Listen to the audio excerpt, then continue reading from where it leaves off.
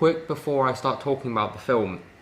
I saw this Ant-Man and the Wasp like on Wednesday when it came out, but I actually haven't had time to review it because I've been incredibly busy, and this is literally the first time in a couple of days in which I've actually been able to sit down and press record on that camera because I have been very busy. And also another thing, about 3 or 4 hours ago I had a tooth removed, so I do apologise if I sound a bit like Chris Pine from Star Trek. What's happening in my mouth? You got numb tongue? Numb tongue? Because, you know, it is still feeling a bit numb and it hurts a little bit, but I should be able to get through this review. So yeah, Ant-Man and the Wasp is directed by Peyton Reed, and now that I've had some time to think about it, it's the 5th film out of the last 7 films that I've reviewed. That is the 2nd film. It's a sequel. Deadpool 2, Jurassic World 2, Incredibles 2, Sicario 2, and now Ant-Man 2. A ton of sequels. Pretty crazy, but I kind of knew going into this film, ever since the trailers came out, ever since they announced it, that there was almost no way that this film was going to be as good as Black Panther or Infinity War. And of course, the MCU has been riding high off the success of those 2 films.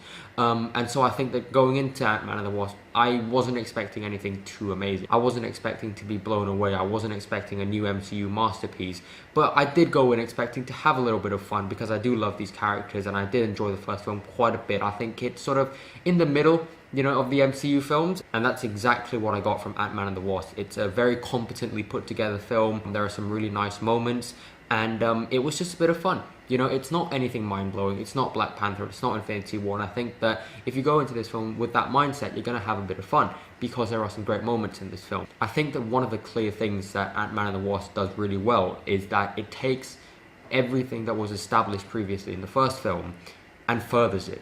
And this can be said about pretty much everything. And I think that one of the really big improvements was the action, because one of my issues with the action in the first film was that they weren't too creative with the powers, because I think shrinking and enlarging is such an interesting idea, and if used correctly, could make for some really unique fight scenes.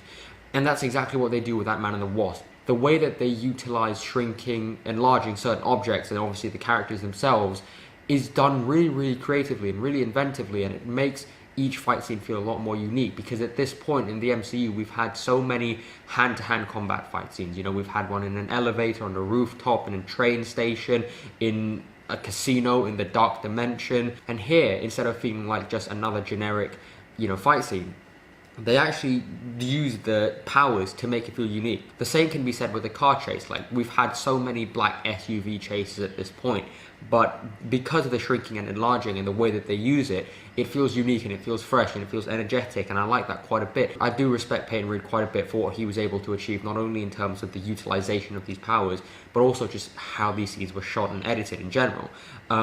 I also have to say that another thing that they did a really good job of furthering were the characters and their relationships. Of course, Paul Rudd is absolutely awesome, very charismatic, and I love the way that they explored his relationship with his daughter, his relationship with Hope and Hank. And I would say that my one issue with the character, though, is, oh my god, it really is starting to hurt. You know, his character in the first film, you know, even without the suit, he was still very competent. He was good at what he was doing. He's a skilled thief and stuff.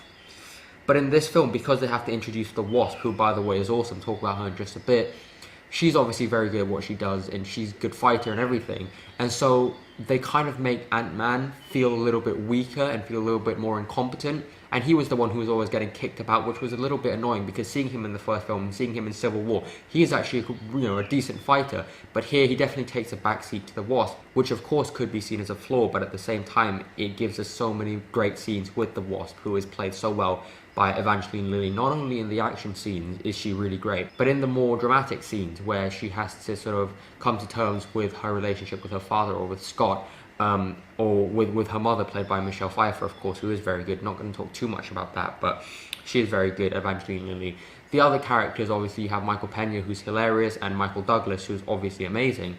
Oh my god, wow. I said, well, I want to go on a test ride. What the fuck are you saying? Walton Goggins is in this film, and I'm a huge fan of Walton Goggins. Obviously, he's great in all the stuff that he's done with Tarantino. And in this film, he is pretty funny.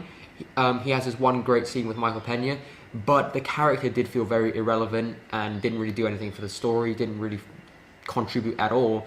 And I think a lot of people have been saying this, that if his character was completely removed from the film and they made 1 or 2 changes here, it would have been pretty much the same film. And it just served as a distraction from the main plot, which was actually quite interesting. Now, another concern I had going into the film was the villain, because Marvel has, been really riding high off pretty much since Guardians 2. Every villain has been amazing. And so when going into this film, I was like, are they going to mess it up? Are they going to mess it up? And here I would say that they kind of go down the Jessica Jones Season 2 route. If you've seen that, then you know what I mean. But if you haven't, then basically the main antagonist of this film is Ghost, who's played incredibly well by Hannah John Carmen. But she isn't really a villain. Her motivations are not evil. They're understandable, and you understand why she's doing what she's doing. But just like a lot of the antagonist characters recently, like Thanos and Killmonger, it's not the motivations that are bad, it's the way that she goes about trying to achieve this motivation that makes her a bad person. But I thought that this is yet another really, really impressive and complex villain. I think Marvel has taken the villain criticism to heart and are really trying to improve. But I just feel like, unfortunately, Ant-Man and the Wasp kind of fits into the slightly forgettable superhero film category. Because at the end of the day, it's fun and all, and there's some nice character moments, but there isn't anything too remarkable about it. Whether it's in terms of the story or the filmmaking or the characters or the way that, there are no surprises in this film, like there were in Infinity War, and there's nothing too mind-blowing about it like there was with Black Panther in terms of themes and messages. I'm going to give Ant-Man and the Wasp a B-. This is the same score as I gave for Solo and Jurassic World 2. I would say that I like Solo a little bit more, just because I think it looks nicer. Bradford Young cinematography in that film was great, and I love the characterization of Han Solo, and I think that it was a little bit more effective than what was given in Ant-Man and the Wasp. I do like this film more than Jurassic World because it's less stupid, it's a little bit more likable, it's a little bit less pretentious, and overall I would say it's a little bit more fun than Jurassic World 2, so it's in between Solo and Jurassic World 2, even though it's the same score. One last thing, if you've seen the film, I'm going to go into spoilers a little bit because it's something I want to address. Basically, spoilers, right? Basically, in the end of the film, we know that Hope, Janet, and Hank all disappear because of Thanos. And, Scott's stuck in the quantum realm. But we've kind of... because basically, it was said that Evangeline Lilly had filmed scenes with Brie Larson as Captain Marvel, which basically has kind of spoiled the fact that everyone is coming back because, of course, Evangeline Lilly's character is in the same position as the rest of them who had disappeared. The Guardians, Bucky, Black Panther, Scarlet Witch and all them. They're in the same position. And if Evangeline Lilly is in a scene with Brie Larson, then that clearly suggests that everyone else should be back. Because if she's back, then everyone else should be back, if that makes any sense. So maybe that is a potential spoiler for Avengers 4. But I am excited for Avengers 4. I think that Ant-Man and the Wasp is a very competently made film. And I had some fun with it. That was my review for Ant-Man and the Wasp, guys. I'm very surprised that I managed to get through it with this. Thank you very much for watching. Thank you.